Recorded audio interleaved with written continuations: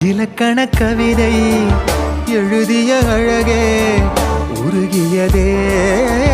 என் உயிரே உனதிரு விழிகள்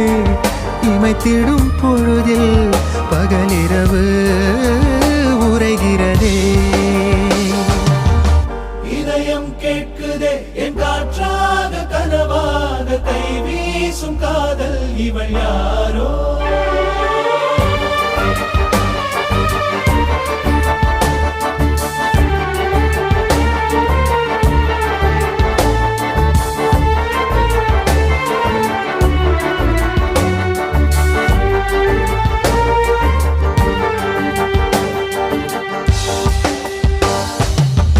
தேவதையின் விழியில் விழா காணும் பொன்வானம் அழைக்குது அருகில்